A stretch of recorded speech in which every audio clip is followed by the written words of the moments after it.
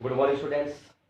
आज का अपना नेक्स्ट टॉपिक है फिनोल की जो रिएक्शन थी कार्बोक्सिलीकरण, उसमें है हाइड्रोजनीकरण। नेक्स्ट क्या है? हाइड्रोजनेशन, हाइड्रोजनीकरण। नेक्स्ट रिएक्शन क्या है? हाइड्रोजनीकरण। ठीक है, तो देखिए फिनोल है C6H5OH। ये जो फिनोल होता है इसका हाइड्रोजनीकरण करवाते हैं। तो हाइड्रोजनीकरण किसकी प्रेजेंस में होता है? निकल और पैलेडियम की प्रेजेंस में क्या होता है? हाइड्रोजनीकरण। तो जैसे ये हाइड्रोजनीकरण करवाता है तो ये क्या बनाता है? साइक्लोहेक्सेन बनाता है। क्या बनाता है? साइक्लोहेक्सेन। ठीक है, तो साइक्लोहेक्सेन बनाने के लिए अगर हम बात करें कि C6H5OH है, अगर इसका हाइड्रोजनीकरण करवाएंगे निकल और पैलेडियम की प्रेजेंस में तो ये क्या बनाता है? ये बनाता है साइक्लोहेक्सेनॉन। तो फॉर्मूला क्या होता है? C6H11 और क्या बनता है? OH। तो इस ग्रुप को हम क्या बोलते हैं? साइक्लोहेक्सेनॉन। क्या कहते हैं इसको? साइक्लोहेक्सेनॉन कहा जाता है। ठीक है, इसके बाद में इसके कार्बन रिएक्शन के अलावा अगर तीसरा पार्ट पढ़े तो वो क्या होती है? संघनन अभिक्रिया। क्या होती है? संघनन रिएक्शन। क्या होती है? संघनन रिएक्शन होती है। ठीक है, तो संघनन रिएक्शन की अगर हम बात करें तो सबसे पहले संघनन क्या आता है? एसीटोन के साथ अभिक्रिया। क्या आता है? एसीटोन के साथ में रिएक्शन। तो एसीटोन का फॉर्मूला क्या होता है? CH3 C double bond O और यहाँ पर क्या होता है? CH3। तो एसीटोन की रिएक्शन किसके साथ होती है? फिनोल के साथ।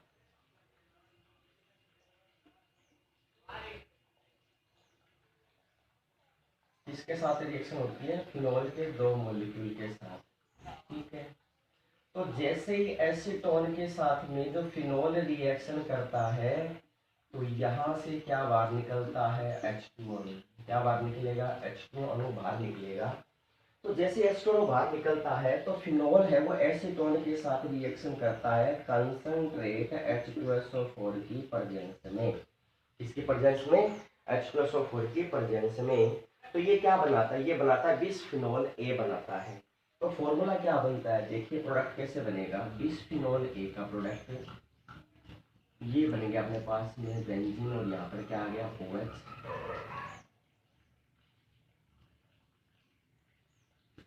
और यहाँ पर क्या आता है? OH। अब देखिए यहाँ से ऑक्सीजन बाहर निकला तो कार्बन क्या करता है? यहाँ से इनके साथ में बॉन्ड बना लेता है। ठीक है, और कार्बन के साथ में दो क्या जुड़े होते हैं? CH3 group.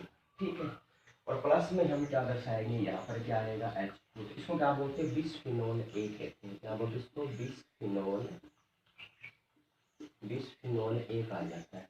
ठीक है, तो संघनन रिएक्शन का मतलब क्या होता है? कंडेंसेशन यानी H2O का एक्सट्रैक्शन होना।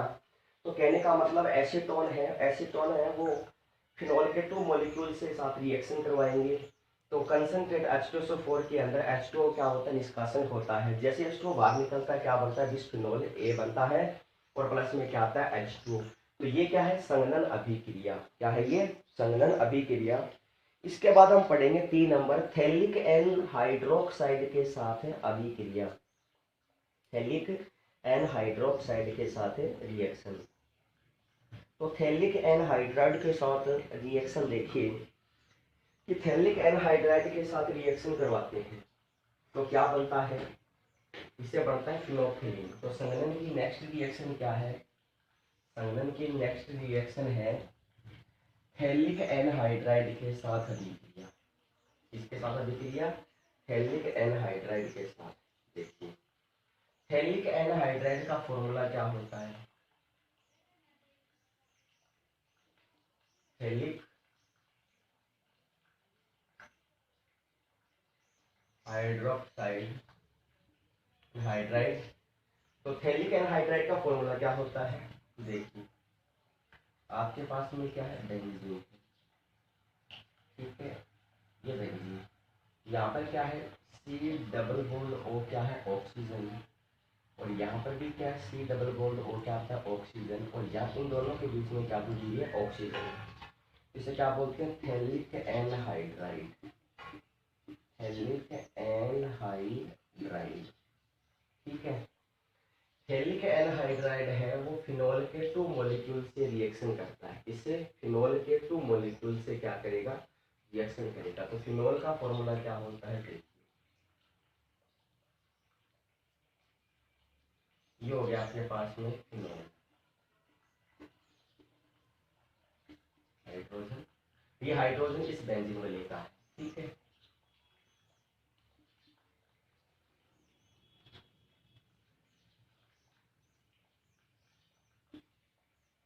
यहाँ पर क्या जुड़ जाएगा, ओवर समूह। ठीक है, तो ये जो ऑक्सीजन है वो H2 के साथ में बाहर निकलेगा, यानी फिनोल के 2 हाइड्रोजन बाहर निकलेंगे और थैलिक एनहाइड्राइड से क्या बाहर निकलेगा, कार्बन, ऑक्सीजन बाहर निकलेगा। तो एक्सट्रैक्शन होगा तो माइनस में क्या हो जाएगा, H2O। और ये रिएक्शन किसके प्रेजेंस में होती है, कंसंट्रेट H2SO4 की प्रेजेंस में क्या होती है, रिएक्शन। तो जैसे ही H2SO4 यानी concentration of the H2SO4 reaction, तो it is the compression of compound, क्या बन जाएगा, phthalic anhydride, and is the preparation of compound phenolphthalein, क्या बनेगा, फिनोप्थेलीन। तो किस प्रकार से बनेगा देखिए, तो ये बन गया फिनोप्थेलीन,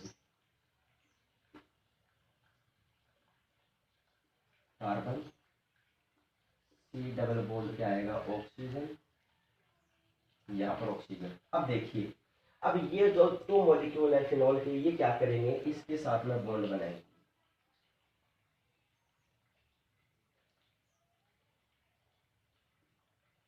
यहाँ पर क्या जुड़ जाएगा, OH,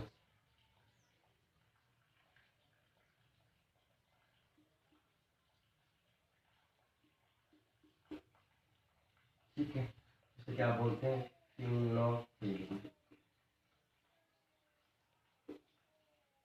क्या बोलेंगे इसको, फिनोप्थेलीन बनेगा, क्या बन जाएगा ये, फिनोप्थेलीन। ठीक है, तो ये क्या अपने पास, इसको हम बोलते हैं थैलिक एनहाइड्राइड के साथ है अभिक्रिया। नेक्स्ट है फॉर्मल्डिहाइड के साथ अभिक्रिया, तो क्या बनेगा, पेरा हाइड्रोक्सी बेंजील एल्कोहल, क्या बनेगा, ऑर्थो व पेरा हाइड्रोक्सी बेंजील एल्कोहल। नेक्स्ट रिएक्शन क्या है देखिए, फॉर्मल्डिहाइड के साथ है रिएक्शन। नेक्स्ट है फॉर्मल्डिहाइड के साथ,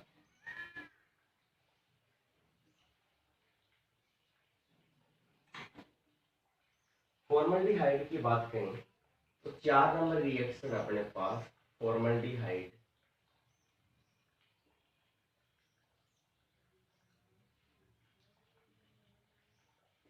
फॉर्मल्डिहाइड HCl। ठीक है, तो फिनोल रिएक्शन करेगा फॉर्मल्डिहाइड के साथ, फिनोल रिएक्शन करेगा, फॉर्मल्डिहाइड का फॉर्मूला क्या होता है, HCHO, इसको ऐसे भी लिखते हैं CH2O। तो एक ही बात, आप ऐसे भी लिख सकते हैं, ऐसे भी लिख सकते हैं। तो जैसे ही रिएक्शन करेगा तो ये तनु अम्ल और क्षार की प्रेजेंस में रिएक्शन होती है, तनु अम्ल या तनु क्षार, तनु अम्ल और तनु क्षार की प्रेजेंस में क्या होती है, रिएक्शन। तो जैसे फिनोल की रिएक्शन करवाते हैं तो ये क्या बनाता है, पेरा हाइड्रोक्सी बेंजील एल्कोहल और ऑर्थो हाइड्रोक्सी बेंजील एल्कोहल बनाता है, CH2OH। ठीक है, ये आपके पॉलीमर बेकेलाइट में आता है, बहुलक बनाते हैं ना, उसमें बेकेलाइट की स्ट्रक्चर के अंदर यहाँ पर क्या आता है, CH2OH ग्रुप जुड़ा होता है। ठीक है, तो इसे क्या बोलते हैं, पेरा हाइड्रोक्सी, पेरा हाइड्रोक्सी बेंजील एल्कोहल, और इसे क्या बोलते हैं, ortho hydroxy, ortho hydroxy बेंजील alcohol, ortho hydroxy बेंजील alcohol, और क्या बन जाएगा, पेरा हाइड्रोक्सी बेंजील एल्कोहल। तो इस प्रकार कंडेंस फंक्शन की क्या रिएक्शन हो जाएगी। तो सबसे पहले हमने पढ़ा था एसीटोन के साथ रिएक्शन, किसके साथ, एसीटोन के साथ रिएक्शन। फिर हमने किसका पढ़ा, थैलिक एनहाइड्राइड के साथ रिएक्शन। ठीक है, फिर हमने पढ़ा फॉर्मल्डिहाइड के साथ रिएक्शन। ठीक है, तो इस प्रकार से ये एल्डोन संलग्न की क्या है रिएक्शन।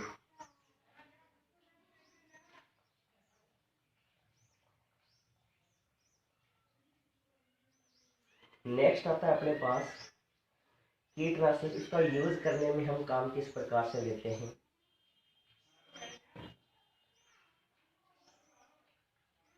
क्या लेते हैं सैलिसिलिक अम्ल। तो देखिए इसके यूजेस क्या है, इसके उपयोग क्या है। इसके उपयोग तो सबसे पहले फिनोल का जो उपयोग है वो औषधि में करते हैं। किसमें करते हैं औषधि में। ठीक है, ये साबुन बनाने के भी काम आता है। इसके साबुन बनाने में, ये साबुन बनाने में भी क्या आता है काम आता है। ठीक है, इसका लेब के अंदर सूचक के रूप में भी उपयोग होता है। किसके रूप में होता है सूचक के रूप में। तो ये कीटनाशक रूप में है और इसमें औषधि के रूप में ये क्या बनाती है एस्प्रिन बनाती है। क्या बनाती है एस्प्रिन।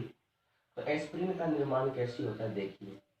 एस्प्रिन में सबसे पहले हम क्या लेते हैं सैलिसिलिक एसिड। तो ये लीजिए आपके पास में क्या बन गया सैलिसिलिक एसिड OH और यहाँ पर क्या आएगा COH। सैलिसिलिक एसिड की रिएक्शन करवा देते हैं एसिटिक एनहाइड्राइड के साथ। तो एसिटिक एनहाइड का फॉर्मूला क्या होता है CH3 C double bond O C double bond O क्या आता है CH3। ठीक है, तो एसिटिक एनहाइड्राइड के साथ रिएक्शन करवाएंगे। किसका करवाएंगे एसिटिक एनहाइड्राइड के साथ रिएक्शन। तो H+ आयन की प्रेजेंस में ये क्या बनाता है एसिटिल सैलिसिलिक अम्ल बनाता है। क्या बनाता है एसिटिल सैलिसिलिक अम्ल। ठीक हो, तो किस प्रकार से बनता है देखिए। यहां से एसिटिक अम्ल बाहर निकलेगा। क्या बाहर निकलेगा एसिटिक अम्ल। ठीक है, ये रिएक्शन होती है H+ आयन यानी अम्ल की प्रेजेंस में। तो क्या बन जाएगा CO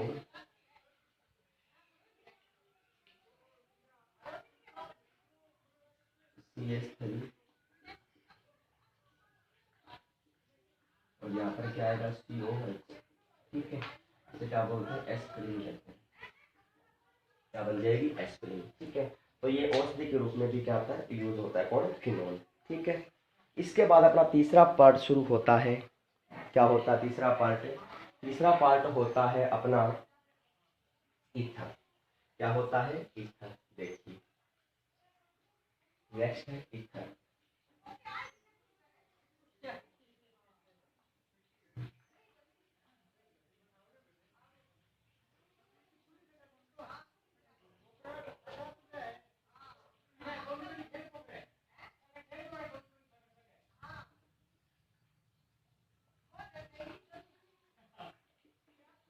नेक्स्ट पार्ट क्या आता है ईथर। तो ईथर क्या होता है देखिए। ईथर का फॉर्मूला क्या होता है RO। क्या होता है R। तो यहाँ पर R क्या होता है एल्किल ग्रुप। एल्किल समूह है यानी R की जगह क्या ले सकते हैं CH3। क्या ले सकते हैं C+5 C3H7 C4H9 C5H11। तो CH3 को क्या बोलते हैं मेथिल। क्या बोलते हैं मेथिल। और इसको हम क्या बोलते हैं एथिल। और इसको हम क्या बोलते हैं प्रोपिल। और इसको हम क्या बोलते हैं ब्यूटिल। और इसको हम क्या बोलते हैं पेंटिल। क्या बोलते हैं पेंटिल। तो ये जो ग्रुप होता है ना ROR, इसको क्या बोलते हैं एल्कोक्सी। इसे क्या बोलते हैं एल्कोक्सी। और इसे क्या बोलते हैं एल्केन। Alkoxy alkene. ठीक है, तो ये जल का क्या होता है हाइड्रोक्साइड होता है यानी H2 होता है। क्या अपने पास जैसे H2 है H2 इसको ऐसे भी लिखा जा सकता है हाइड्रोजन और क्या लिखते हैं हाइड्रोजन। और यहाँ पर क्या होते हैं दो लोन पेयर। तो हाइड्रोजन को रिप्लेस करके हम वहाँ पर क्या लगा सकते हैं एल्किल ग्रुप लगा सकते हैं। तो कहने का मतलब यहाँ पर क्या आएगा CH3 और यहाँ पर क्या आएगा CH3। या इसकी जगह हम ऐसे भी लिख सकते हैं ऑक्सीजन के साथ में क्या आएगा एल्किल ग्रुप। क्या आएगा एल्किल ग्रुप। ठीक है, तो ये क्या कहलाता है ईथर कहलाता है। क्या कहलाता है ये ईथर। ठीक है, अब ईथर की बात करें तो ईथर है वो नामकरण में किस प्रकार से आता है देखिए। अगर आपके पास में जैसे एग्जांपल है CH3O क्या आता है CH3, ठीक है। तो इस ग्रुप को हम एल्कोक्सी कहते हैं, तो यहाँ से क्या आएगा मेथोक्सी, एक कार्बन है तो क्या बोलेंगे मेथोक्सी। आगे कार्बन की संख्या कितनी है, एक कार्बन है, तो मेथोक्सी क्या बन जाएगा मेथेन, मेथोक्सी मेथेन। और इसका सामान्य नाम क्या होता है डाईमेथिल, डाईमेथिल, डाईमेथिल, और क्या बनेगा इथर, डाईमेथिल ईथर। अगर ऐसे हो जाए CH3 ऑक्सीजन C2H5, ठीक है। तो यहाँ पर तो कार्बन की श्रृंखला छोटी होगी, उसको हम क्या बोलेंगे एल्कोक्सी, तो इसे क्या बोलेंगे मेथोक्सी। और दो कार्बन में क्या बोल देंगे एथेन, तो मेथोक्सी एथेन, ठीक है।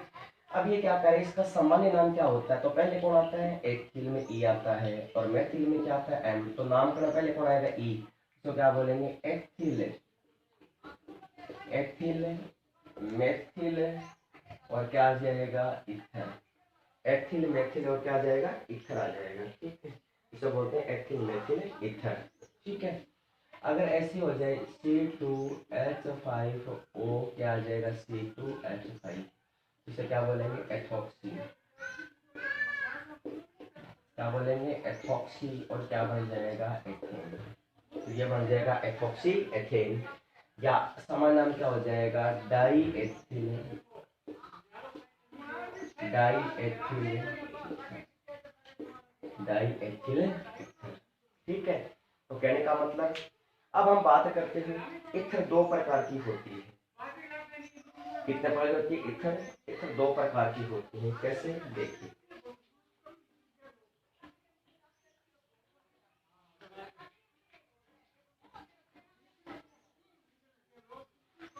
तो इथर दो प्रकार की होती है,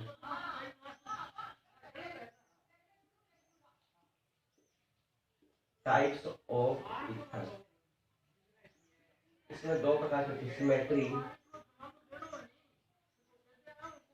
एंड नॉन सिमेट्री, यानी कहने का मतलब सम्मित और असम्मित इथर, सम्मित इथर और क्या होता है असम्मित इथर, सम्मित और क्या होता है असम्मित इथर। तो सम्मित इथर का मतलब क्या होता है कि CH3 ऑक्सीजन क्या आएगा CH3, तो यहाँ देखिए ऑक्सीजन के साथ जुड़ने वाले यदि दोनों प्रोडक्ट समान है तो उसे क्या बोलते हैं सम्मित ईथर, क्या बोलते हैं इसको सम्मित ईथर। अगर यदि किसी कंपाउंड के साथ में ऑक्सीजन है, यहाँ पर क्या आ जाएगा C2H5, तो मेथिल एथिल ईथर है, तो देखिए एक जगह मेथिल जुड़ा हुआ है और दूसरी जगह क्या जुड़ा हुआ है ईथर, इसे क्या बोलते हैं असम्मित ईथर, क्या बोलते हैं असम्मित ईथर, ठीक है। इसको हम क्या बोलते हैं सामान्य या सरल ईथर, सामान्य या सरल ईथर, और इसे क्या बोलते हैं मिश्रित ईथर, क्या बोलते हैं मिश्रित ईथर, ठीक है। तो ईथर के दो प्रकार होते हैं सम्मित और असम्मित, ठीक है। तो कहने का मतलब ईथर को दो भागों में डिवाइड किया गया है, सम्मित और असम्मित की स्थिति के अंदर, ठीक है। इसके बाद में आता है नेक्स्ट टॉपिक अपना ईथर का नामकरण, क्या आता है ईथर का नामकरण, ठीक है। तो नामकरण तो उसी के आधार पर किया जाएगा नोमेनकल्चर,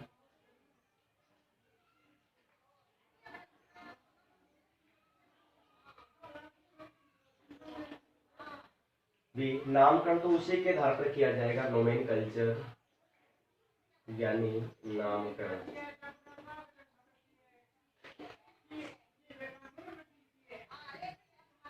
नोमेनकल्चर। तो नामकरण की बात करें तो जैसे अगर आपको पहले ही बताया था CH3O क्या आएगा CH3, सामान्य नाम करेंगे तो यहाँ पर क्या लगाएंगे डाई मिथाइल ईथर, और IUPAC नाम क्या हो जाएगा मेथोक्सी मेथेन, तो ये हो जाएगा इसका IUPAC, ठीक है मेथोक्सी मेथेन। अगर ऐसे हो जाए CH3 ऑक्सीजन क्या आ जाए C2H5, तो इसको क्या बोलते हैं एथॉक्सी, सॉरी तो क्या बोलेंगे मेथॉक्सी, मेथॉक्सी एथेन, और समान नाम क्या हो जाएगा, इसका समान नाम हो जाता है ethyl methyl ether, ethyl methyl ether, ठीक है। तो ये हो जाता है एथिल मेथिल ईथर, ठीक है। तो ये था इसका नोमेनक्लेचर, ठीक है। तो आपको ये ध्यान रखना है, ठीक है। इसके बाद आप इसकी केमिकल रिएक्शन वो पढ़ेंगे नेक्स्ट वीडियो के अंदर। थैंक्स।